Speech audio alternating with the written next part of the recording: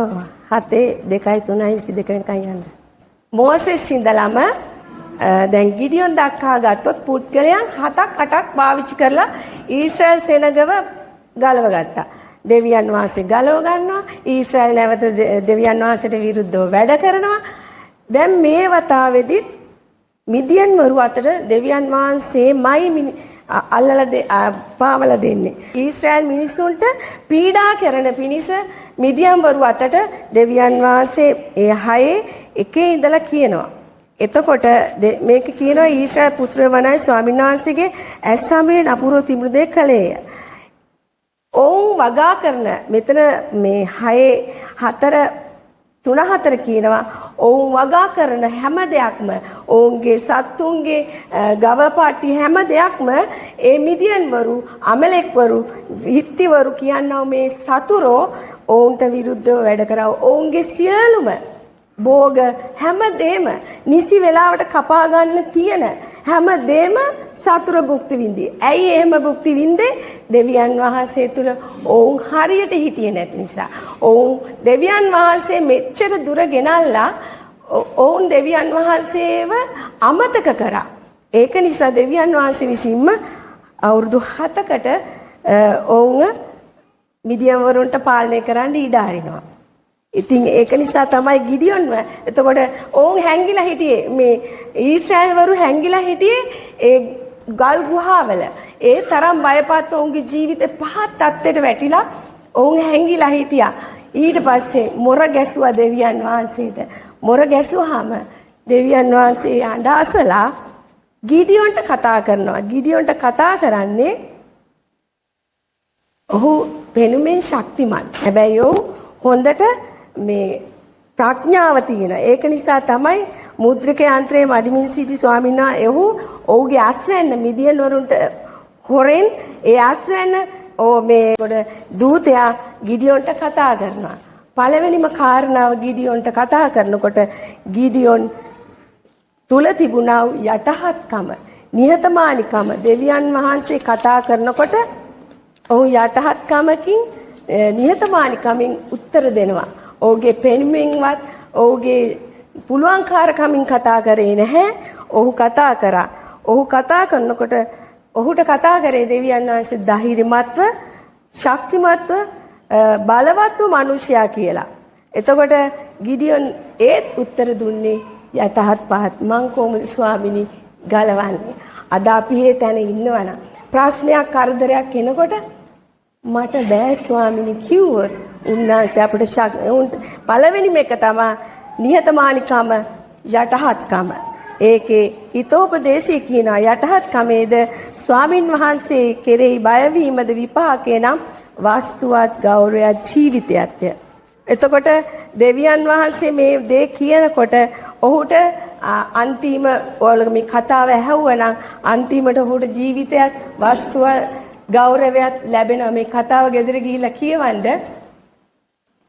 වස්තුවත් ගෞරවයක් අපේ ජීවිතේට ලැබෙන්නේ අපිට ආශිර්වාදය උරුම කරලා දෙනවා දෙවියන් වහන්සේ තුල.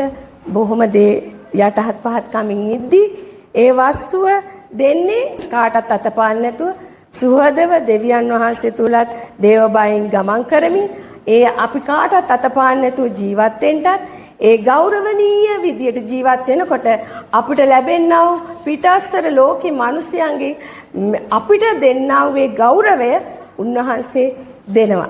එතකොට ඒ ජීවිතය කියන්නේ සුවසේ සිටීම. අපි අද මම ඒක විඳිනවා, සුවසේ සිටිනවා. මට ලැබුණු ඒ සුවසේ සිටීම මම ඒක කාලයක් තිස්සේ දෙවියන් වහන්සේගෙන් ඉල්ලපු දෙයක්. ඉතින් මම මේ ජීවිතයත් ගෞරවයත් වස්තුවත් හැටියට පිරිහිතිරි යන වස්තුවකුත් නෙමෙයි. පිරිහිතිරින් යන ගෞරවයකුත් නෙමෙයි. ඔටුනු පළඳගෙන එහෙම තානාන්තර නෙමෙයි. මිනිස්සුන්ගෙන් අපිට හොඳ නාමය අහන්න පුළුවන්. මිනිස්සුන්ගෙන් යහපත් කතා අහන්න පුළුවන් අපිට.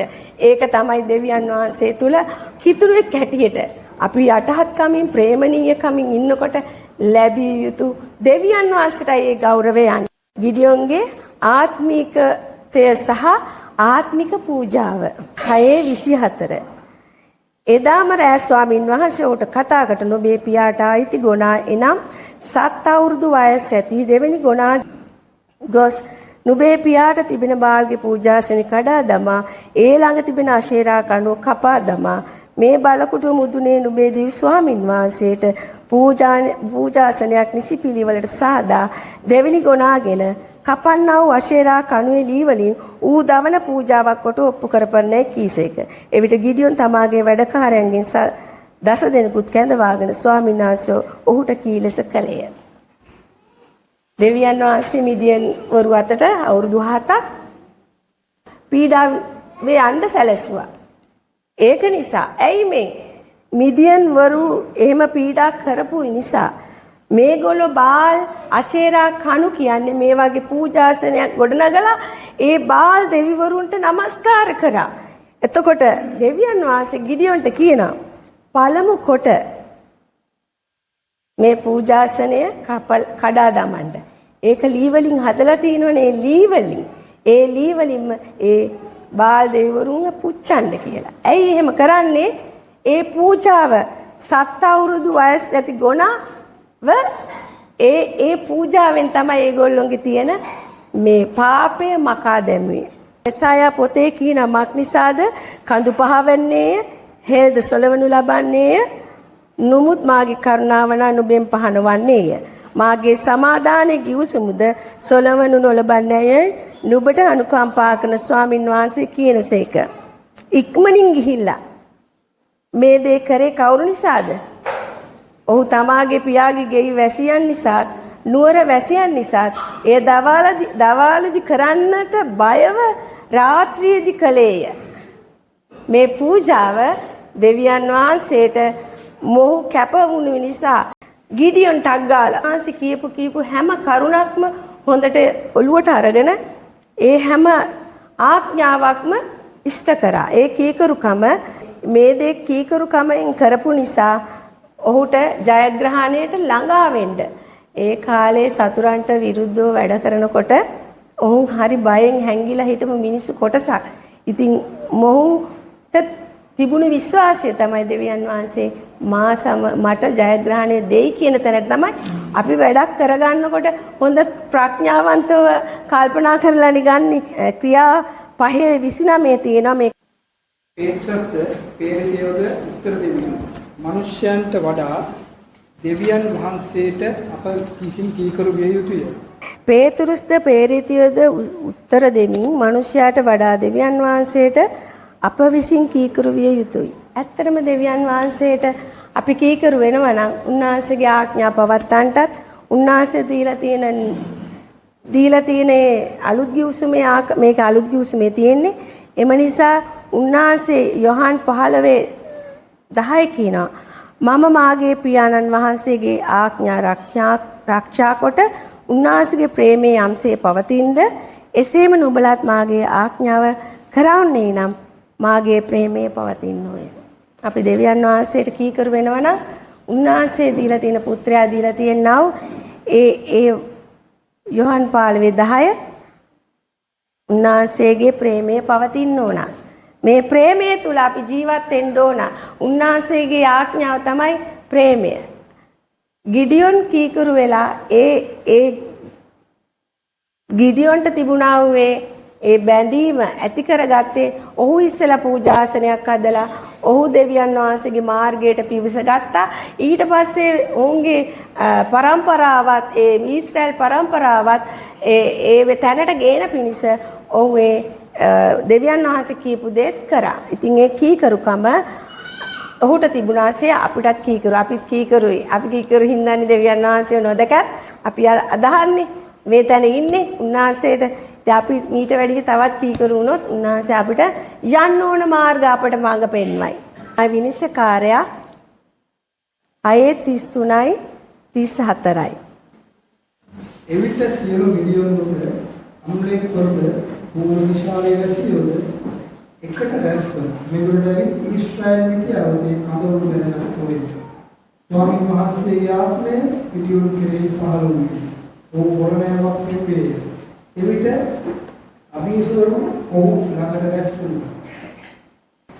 දෙවියන් වහන්සේගේ ආනුභාවය ඔහුට ආව නිසා තමයි 34 ස්වාමීන් වහන්සේගේ ආත්මය ගිඩියොන් කරේ පහළ වූයේ කියලා.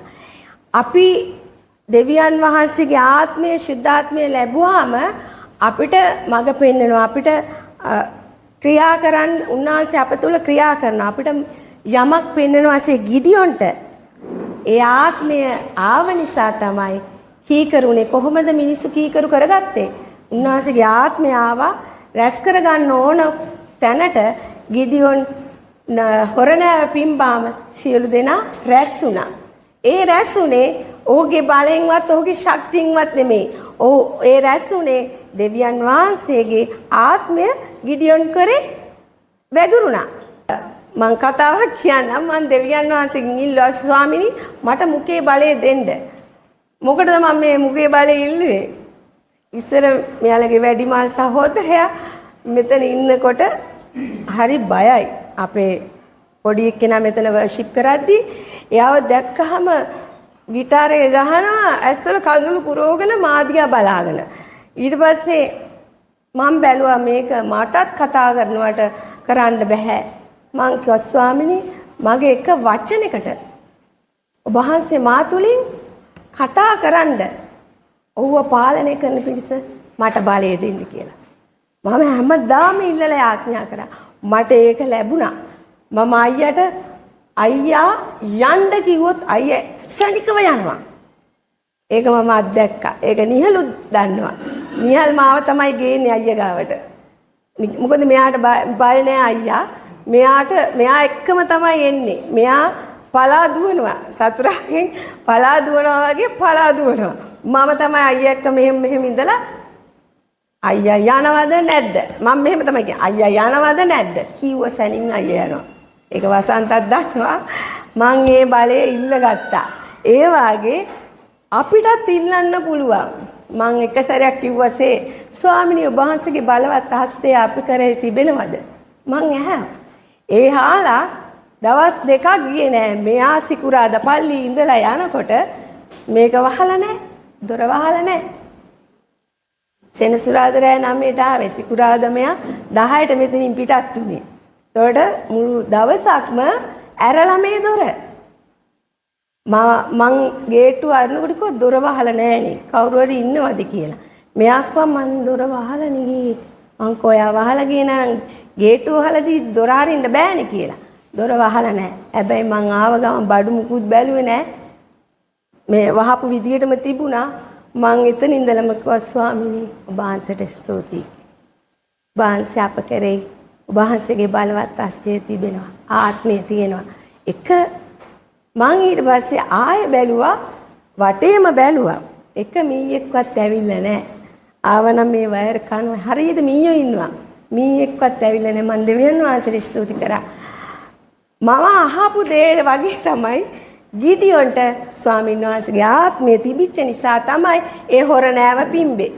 දැන් දෙවියන් වහන්සේ තුල ගිඩියොන් කියනවා මට කරුණා කරන්න දෙවියන් වහන්සේ තව දුරටත් මා සමග සිටිනවාද කියන එක. ඒක තමයි කතා කරමින් ඔහුගේ පියවර ඔහු හිමින් හදාගන්තා. එතකොට දෙවියන් වහන්සේ සමග කතා කිරීම අරමුණ යෙසායා 1:18 ඉතින් වරෙල්ලා අපි කාරණා කතා කරගනිමුයයි ස්වාමින් වහන්සේ කියනසේක. අපි කාරණා උන්වහන්සේ ප්‍රකාශ කරන්න ඕනේ. දැන් ගිඩියොන් ප්‍රකාශ කරා. ඔහුගේ විශ්වාසය තව දුරටත් තහවුරු කරගත්තා. මම මේ සටනට යන්න මට දෙවියන් වහන්සේ ශක්තියක් දෙයිද තව. කොච්චර විශ්වාසය එතන තමයි හරි විදියටම ඔහු ඒ පියවර ගත්තේ. ඒ කියන්නේ දෙවියන් වහන්සේ කතා කරගෙන එනකොට ඔහුට තව සමීප ඇසුරක් ඇති කරගත්තා. දෙවියන් වහන්සේ තුල අපිට ප්‍රශ්නයක් කරදරයක් ආවහම අපි දුහන්න ඕනේ දෙවියන් වහන්සේගේ පාමුලට. උන්වහන්සේක කාරණා කතා කරමු. උන්වහන්සේ කියනවා එන්න කාරණා කතා කරගන්න. ස්වාමීන් වහන්සේ කියනසේක. එතකොට යෙසායා 41:10 කියනවා බය නොවන්න. මක් නිසාද මම නුඹ සමග සිටිමි. තැති නොගෙන ඉන්න. මක් නිසාද මම නුඹේ දෙවියන් වහන්සේය. මම නුඹට ශක්තිමත් කොට නුඹට උපකාර කරන්නේ. මෙසේ මාගේ ධර්මිෂ්ඨකම නැමැති දකුණ අතින් නුඹ උසලන්නේ. ඇත්ත. දෙවියන් වහන්සේ තුල අපි හැමදේම හැම ප්‍රශ්නයක් වෙන්නත් ඉස්සෙල්ලා ශුද්ධාත්මයන් වහන්සේ අපිට මඟ පෙන්නනවා. මෙහෙම කරන්න කියලා.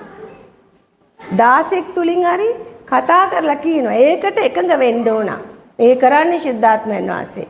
එතකොට ගිහිල්ලා අපි පාමුල ඉඳලා ස්වාමිනී මට මේ දේ වෙන්න යනවා. මම මේ දේ වෙනුවෙන් කියනවා. හැබැයි නොකර සිටියොත් කාරණා කතා කරගන්නත් ඕන. හැබැයි ඒ දේ නොකර සිටියොත් දෙවියන් වහන්සේ තුල ප්‍රශ්නයක් කරදරයක් ආවොත් උන්වහන්සේගේ පාමුලට ගිහිල්ලා ස්වාමිනී සමා වෙන්න මට මේ දේ වෙන්න ඕනේ. මගේ මේ පියවර ගන්න වහන්සේ මට උදව් කරන්න. ඒක තමයි මේ කියන්නේ. උන්වහන්සේ අපි අතාරින්නේ අපිව ශක්තිමත් කරනවා. ගිඩියොන් කරේ ඉක්මනින් දෙවියන් වහන්සේක කාරණා කතා කරමින් ඒ ඉක්මනින් ඔහු දෙවියන් වහන්සේ වඩා තේරුම් ගත්තා. දෙවියන් වහන්සේව අපිට වචනෙන් ප්‍රකාශ කරන්න බෑ. මට නම් ඇත්තටම උන්වහන්සේ මහත්ය, උන්වහන්සේ බලවත්ය. අපේ ජීවිතවලට අපිට මඟ පෙන්වමින් අපිව කොයි විදියටද ගෙනියන්නේ කියන එක තම තමන් දැනගන්න ඕනේ. ශුද්ධාත්මයන් වහන්සේ තුල තම තමන්ගේ ජීවිතය, ආත්මික ජීවිතය ගොඩනගා ගන්න ඕන. අපේ කිතුණු ජීවිතය තුල අවදිව සිටින්න ඕන. ඒ අවදිව සිටින්න ඕනේ 7 ගිඩියොන් 7:6-12යි. ගිඩියොන් මිනිසුන්ව හොරණෑ පිබලා කැඳෙව්වා. 30000ක් සෙනග ආවා. කීවල බලන්න ගෙදර ගිහලා 30000ක් සෙනග ආවාම ස්වාමින් වහන්සේ මෙන්න මෙහෙම දෙයක් කියනවා. 7:2 කියනවා එවිට ස්වාමීන් වහන්සේ ගිඩියොන්ට කතා කොට නුඹ සමග සිටින සෙනග වැඩිය. මා විසින් ඔවුන් අතට මිදියනවරු පාවා දුන්නොත් ඔන්න බහගන්න මේක හොඳට. මා විසින් ඔවුන් අතට මිදියනවරු පාවා දුන්නොත් ඊශ්‍රායල් මට විරුද්ධව අහංකාර වේ. 30000 ගෙනියලා 30000 තුලින් මිදියම් වරුන්ටයි අම්ලේකරුටයි පහර දුන්නාම ඔවුන් ජය ලැබුවොත් දෙවියන් වහන්සේ ගැන නෙමෙයි උන් ආඩම්බරේ නෝන් ගැන. ඒක නිසා දෙවියන් වහන්සේ ගිඩියොන්ට කියනවා මේ 30000 වැඩි යන්න අරින්න. ඇරියාම ගිඩියොන් නවත්ත ගන්නවා 10000. 10000ක් සෙනග වැඩි කියලා දෙවියන් වහන්සේ 5-6 කියනවා. වැඩි කිව්වම දෙවියන් වහන්සේ කියනවා ගඟක් ගාවට ගෙනියලා ඔවුන් වතුර බොන්න තබන්න. වතුර බොන්න තබන්න කියලා. එතකොට ඔවුන් වතුර බොන ආකාරය තමයි දෙවියන් වහන්සේ බැලුවේ. සෙබලෙක් විදියට දෙන්නෙක් ඉන්නවා අපේ එකේ. ඔයත් ඉන්නවා කවුද? දුලාජුත් ඉන්නවා. හමුදාවේ අය වතුර බොනකොට සාමාන්‍ය යුද්ධ කාලේ මන්ද යුද්ධ හිටියද කියලා. වතුර බොන්න යනකොට ඔවුන්ගේ පිපාසය විතරක් සංසිඳවා ගන්න තැනට ඉන්නවද? සෝදිසියෙන් ඉන්නවද? දෙවියන් වහන්සේ බැලුවෙත් ඒ ආකාරයෙන්. කොහොමද බැලුවේ? දන ගහලා වතුර බොනවා කට්ටියක්. අතට අරන් වතුර බොනවා. අතට අරන් වතුර බොනකොට හොඳට මේ වටපිටාව පේනවා. දන ගහලා ඔළුව නමලා ගඟට වතුර නැමිලා බිව්වහම කිසි දෙයක් පේන්නේ නැහැ. ඒකයි අවදිව සිටින්න කියන්නේ. අපි මොන විදියකට ජීවත් වුණත් මොන විදියට කියන්නේ දෙවියන් වහන්සේ තුල ඉන්නකොට අවදි වෙන්න ඕද. ගිඩියොන්ට දෙවියන් වහන්සේ කිව්වා මේ සෙනග වැඩි 10000 ගෙනුත් 300ක් තමයි තෝරගා. 300 දෙනා විතරයි අතට වතුර අරගෙන බිව්වේ. ඒ 300 දෙනාව තමයි තෝරගන්නේ. ගිඩියොන්ට කියනවා අනිත් අය වරින් කියලා. අනේ මේ මිනිස්සු කෑමයි වතුරයි ඔක්කොම අරන් කෑමත් අරන් එන්නේ. දැන් අනිත් ටික ආයෙත් යනවා. හැබැයි දොස් කියන්නේ මොකුවත් නෑ. මෙතන හිම සඳහන් වෙලා නෑ.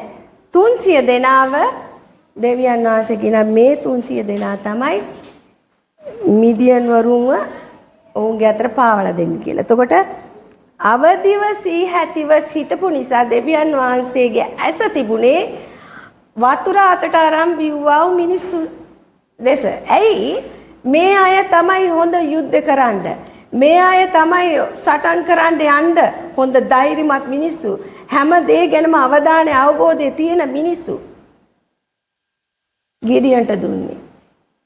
අපිත් ආශ්‍රය කරන්න ඕන, අපිත් ඇසුරු කරන්න ඕන, ආත්මික ඇසක් තියෙන, ආත්මික මඟ පෙන්වීමක් තියෙන දෙවියන් වහන්සේගේ මිනිස්සු එක්ක හැමෝම දෙවියන් වහන්සේගේ මිනිස්සු කිව්වට හැමෝම දෙවියන් වහන්සේගේ මඟ පෙන්වීම අරන් යන අය නෙමෙයි.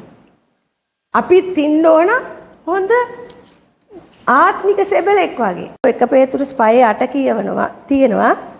සිහි ඇතිව අවදිව දින්නා ඔබලාගේ යුද්ධකාරයා වයක්ෂය ගොරවන සිංහෙකුගෙන් අවලෙපු පිළිගම්යෝ සොයමින් ඔබ ඇවිදින්නේ. ඔය වගේ කාගේ පස්සෙන්ද ආවේ? පාරණකින්සෙම එක්කෙනෙක්ගේ පස්සෙන් ආවා. යෝබ්ගේ පස්සෙන් යෝබ්ව ඉල්ලුවේ කාගෙන්ද? දෙවියන් වහන්සේගෙන්. ඒ ගොරවන සිංහෙක් මෙන් තමයි සාතන් අපේ පස්සෙන් එන්නේ. නිතරම සාතන්ගේ ක්‍රියාවල් දැනගන්න අපිට ලෝකෙ මිනිස්සු උපදෙස් දෙයි. මෙහෙම කරන්න, එහෙම කරන්න. අපි ඒ උනාට ආත්මික ඇසක් තියෙන්න ඕනේ අවදි වෙලා බලා සිටින්න. ආත්මිකව අපි දෙවියන් වහන්සේගේ දරුවෝ හැටියට මේ ආත්මිකව අවදි වෙලා සිටින්න ඕන. අපි මොන ආකාරයෙන්ද ජීවත් වෙන්න ඕනි කියන එක ලෝක මිනිස්සු ආශ්‍රය කරන්න ඕන. හැබැයි මේ මිනිස්සුන්ගේ උපදෙස්, ඔවුන්ගේ මාර්ග, ඔවුන්ගේ ඇසුරේදී හරි පරිස්සම් විය යුතුයි. අපි අවදිව සිටින්න ඕන. අපේ ජීවිතේ උන්වහන්සේ එක්ක තියෙන බැඳීම, අපි උන්වහන්සේගේ මාර්ගයේ ගමන් කරන මිනිස්සු හැටියට නිතරම අපි අවබෝධ කරගන්න ඕන. අපිට ලෝක මිනිස්සුන්ගේ උපදේශ කාරණා වැඩක් නැහැ. අපි කවුද අසුරු කරන්න ඕන? අපි කාගෙන්ද උපදේශ ගන්න ඕනේ කියන එක දෙවියන් වහන්සේ මඟ පෙන්නනවා. ඒක නිසා අවදිව සිටින්න. එතකොට 2 තිමෝති 2:3-4. අපි යේසුස් වහන්සේගේ හේවායේ.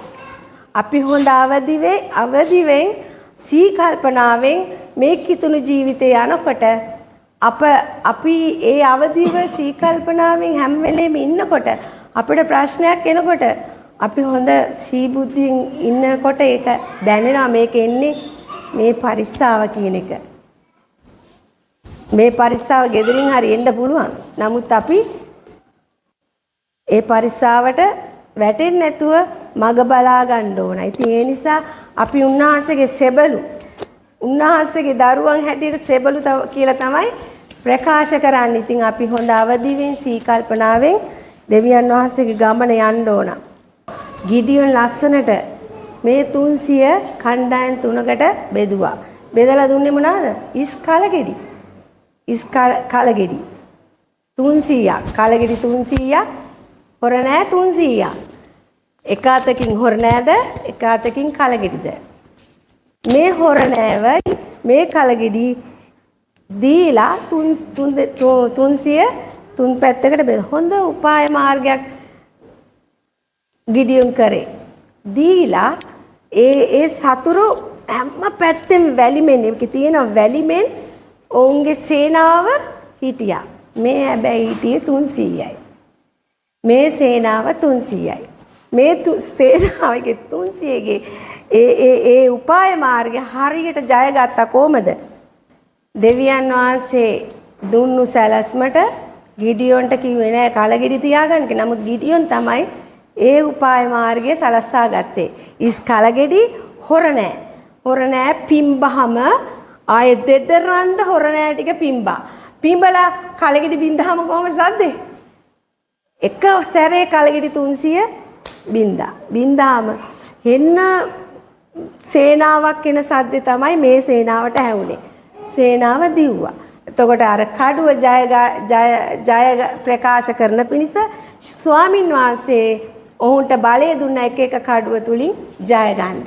මේක තමයි දේව උපාය මාර්ගය. අපිටත් තිබිය යුතු ක්‍රිස්තියානි ගමන තුල උපාය මාර්ගයක්.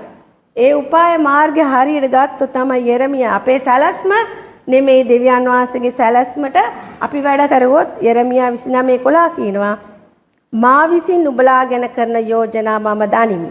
නුඹලාට මතු කාලෙදී බලාපොරොත්තුවක් දීමට ඒවා විපත්තිය නොව සමාදානයේ යෝජනායයි ස්වාමින් වහන්සේ කියනසේක.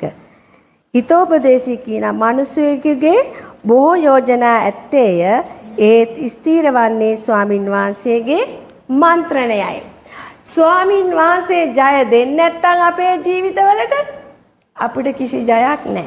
හැබැයි උන්වහන්සේ කියන සැලැස්මට අපි වැඩ කරොත් උන්වහන්සේ අපිට ඊට වැඩිය දෙවියන් වහන්සේගේ ප්‍රඥාවද දෙනවා ඒ මාර්ගය සලසා ගන්න.